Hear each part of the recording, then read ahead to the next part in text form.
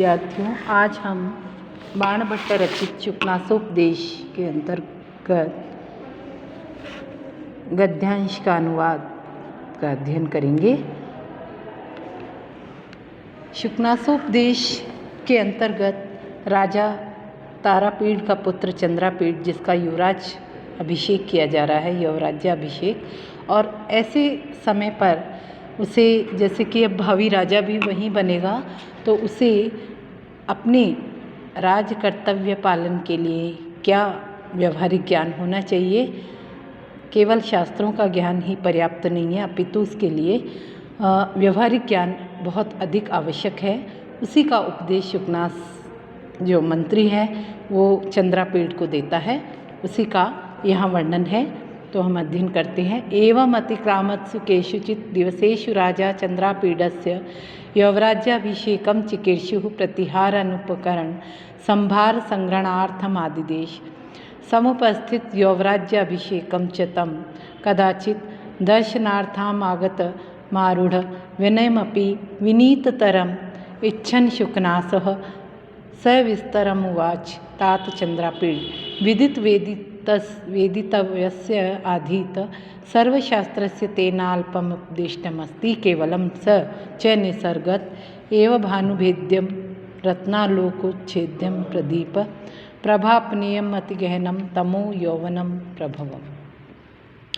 इस प्रकार कुछ दिनों पश्चात बीत जाने पर चंद्रापीड़ का युवराज्याभिषेक, युवराज पद पर अभिषेक को करना चाहता हूँ। इस तरह से द्वारपालों को वस्तुओं के संग्रह के लिए आदेश उपस्थित हो गए। युवराज पद पर अभिषेक, जिसका ऐसे उस चंद्रापीड़ को कभी दर्शन करने के लिए आया हुआ, ऐसा विनम्रता से युक्त भी अधिक विनम्र इच्छन करते हुए शुकनास ने विस्तार से कहा।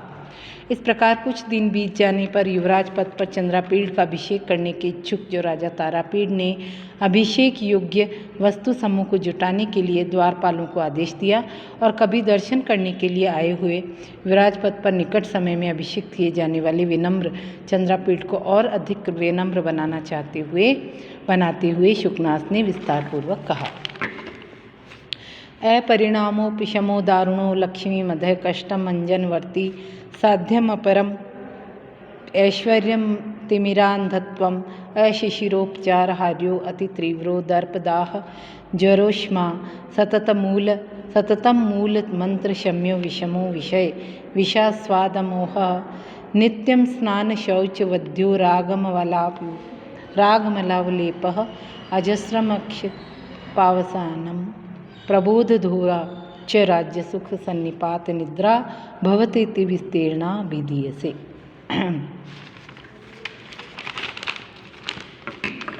लक्ष्मी का भयानक नशा वृद्धावस्था में भी शांत नहीं होता। इसी प्रकार ऐश्वर्य रूपी भीषण जो तिमिर रोग, मोतियाबिंद जो आँखों का रोग है, वो अति कष्टदायक होता है, जो अंजन की बत्ती से भी दूर नहीं होता।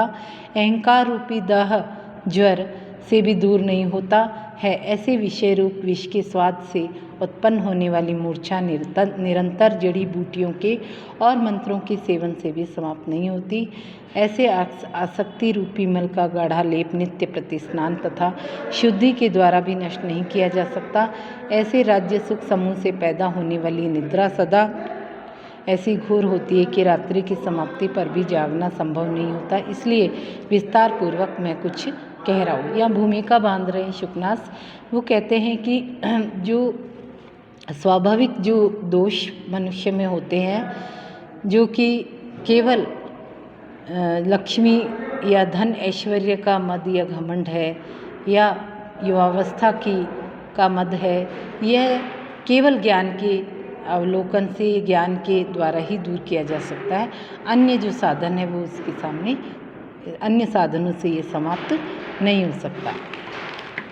गर्भेश्वरतम अभिनव यौवनत्वम अप्रतिम रूपत्वम मानुषम शक्तित्वंजेति महतीयम खल्वन अर्थ परंपरा सर्वा विनयानम एकैकम शेषमायतनम किमुत समवायः यौवनारंभे च प्रायः शास्त्र जल प्रक्षालन निर्मलापि कालुष्यम उपयाति विद्धि अनुज्झित धवलतापि स रागेव भवति यूनां दृष्टिः अपहरति च वात्येव बुद्धिशुष्कं पत्रं समुद्भूत रजो भ्रांतिर अतिदूरम आत्मीच्छया यौवन समये पुरुषम प्रकृति। आगे शुकनाथ कहते हैं कि जन्मजात प्रभुत्व यानी नई यौवन अवस्था, अतुलनीय बहुत अधिक सौंदर्य, अलौकिक शक्ति संपन्नता, यह सब निश्चय ही अनर्थों की श्रृंखला है। इनमें से एक एक भी सभी प्रकार की अविनम्रता या दंडता का निवास स्थल है। फिर समूह का तो कहना ही क्या। और फिर यौवन के आरंभ में शास्त्र रूपी जल से धुल जाने के कारण निर्मल बनी हुई बुद्धि प्रायः कलुषित हो जाती है।